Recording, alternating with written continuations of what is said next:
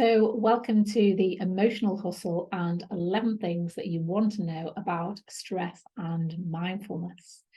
So, in at number 11, we have the godfather of stress, and that's Hans Selye. Now, Hans started to study stress in 1939, and he started to look at the impact of stress on the body. He looked at the physical implication of stress. Now, he found that after initial flurry of activity, the body ramped up. That was quite good, but prolonged exposure started to cause problems, a form of wear and tear, and that could result in things like ulcers. Hans also started to dip into the water of the impact of the mind on stress and the apprehension of stress. Now, something happened next that really delayed the research in that area, and that was the rise of psychology, psychoanalysis, and we started to get more interested in the way the mind operates, particularly in the West. And that meant that the body and the mind were studied separately, and we lost that interest into researching the mind-body connection. Now, if you're interested in this sort of thing, there's a lot of research coming back around. There's a great book by Gabor Mate, I hope I pronounced that correctly, called When the Body Says No. And that's all about the impact of stress on the body and the sorts of illnesses that can come out on the back of that. There's also a book called The Feeling of What Happens by Antonio Damasio, and I'll try and get that in front of the camera. Usually I mess this bit up. And another book called The Body Keeps the Score. So all of those books are going into that subject in a lot more detail. So at number 10, we've got more from Hans Selye. It was him who actually came up with the term stress, but he soon realised that due to an error in translation, the term stress was being used to represent two different things. So what was the confusion? When we think about stress, we think about the things that cause stress. So the psychotic boss, the narcissist relationship that we've got, the work colleague that drives us insane, the traffic. And these are what we come to know as the triggers of stress. So these are the outside influences of stress, actually called the stressors. We also use the term stress to represent what goes on inside, which is the stress response system. So there is a bit of confusion in terms of what stress actually is. And the reason I'm sharing this with you is that if we want to get on top of stress, if we want to bring some control to it, then it's very, very useful to understand the difference between these two terms.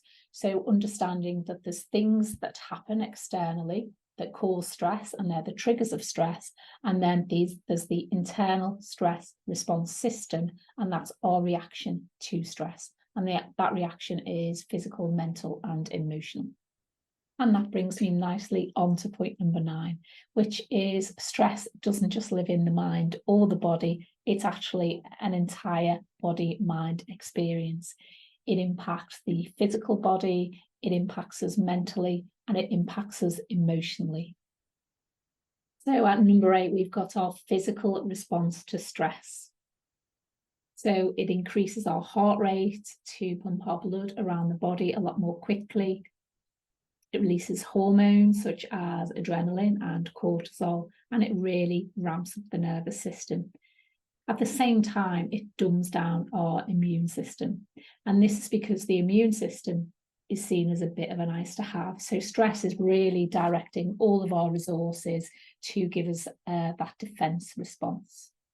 So taking the immune system offline makes us really vulnerable to illness. And this is why people who've been exposed to stress for a long period of time find it really difficult to fight off illness. And they might find that they have prolonged coughs, they can't get rid of them, and they can't fight off normal illnesses such as coughs and colds. So number 7 is the fight or flight response. And we're all familiar with this, but there's also a freeze response. So it's obvious, isn't it, when we experience fight, we feel anger, we feel frustration, and we feel really, really defensive.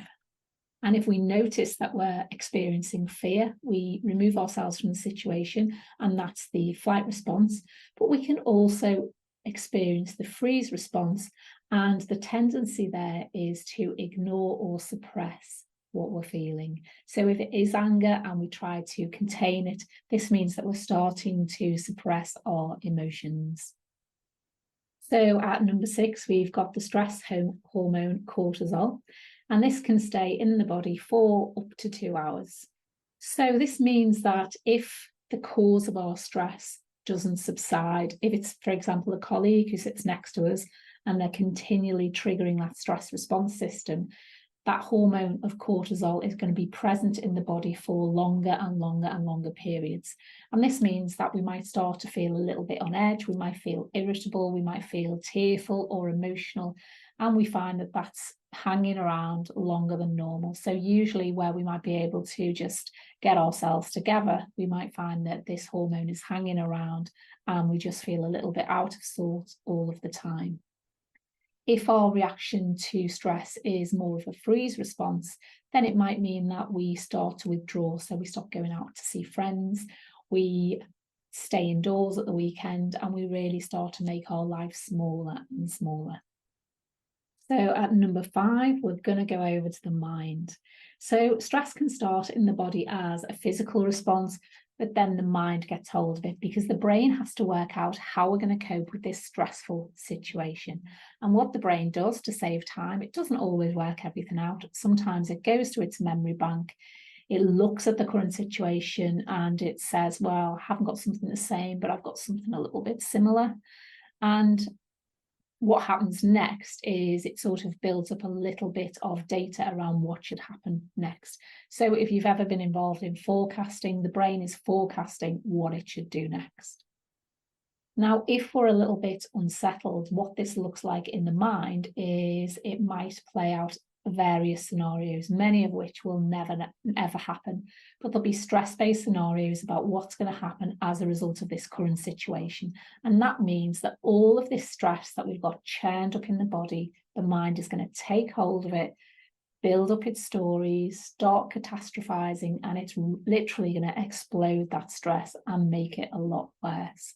So the mind's going to take that stress, really, really stoke it up, and it means it's around in the body for a lot longer than it needs to be. So number 4 is the way the mind keeps the story going. And this is really interesting because now the annoying colleague, they've gone home for the day, but the mind is still on it. The mind is still going through all of the things that they've done. And the next day when you wake up, the mind will be thinking about what's going to happen that day. So now the mind becomes the vehicle for your stress.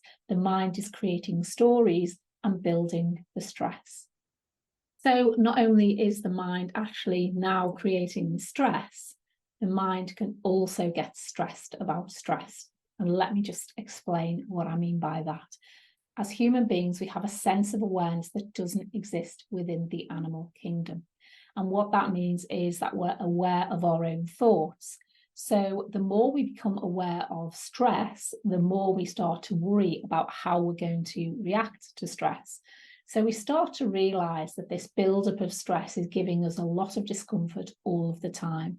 We're starting to realize that we feel irritated, that we feel worried, that we feel angry, that we feel emotional. So what's happening now is that the mind is starting to worry about the fact that we're stressed. And what happens when we worry about stress is that we get more stress. So now the stress is actually out of control. The mind is generating stress on its own. We've probably still got the work colleague in the background causing a little bit more stress on the side as well. And the mind is also worrying about stress, causing more stress. So number 3, at last, we've got mindfulness. And how's that working out for us? So when we're consumed by this process of stress or this continual arising of stress, we can liken it to being inside a snow globe and somebody's shaking up the snow globe and we're just inside and we're just flung all over the place and we're very much at the mercy of this stress. Mindfulness is almost like taking a step outside of the snow globe. So all of the stress is still going on, but now we're able to observe it and we're able to create a little bit of space between ourselves and stressful situation. And mindfulness does this by teaching us to notice our physical, emotional, and cognitive experience as it's happening for us. And this means that we're able to observe our situation, we're able to observe how we are in that situation, and we can start taking a step back so we're less consumed or overpowered by the situation. So at number 2, we've got mindfulness-based focused attention training. So if you're one of those people that know that you can't meditate because you've noticed that your mind's really busy, then you've already cracked the first step. Because actually noticing what our experience is actually being mindful. That awareness of noticing what's happening for us is the first step to actually taking back control. And what we're doing in mindfulness-based attention training is we're developing that noticing skill. So we'll go through a practice such as the body scan, which involves tuning into different parts of the body in turn. Now, to be honest, some of the classes I run, people just come for a lie down, and that's fine. If you're tired and you need to take a break from life, that's up to you. That's where you are.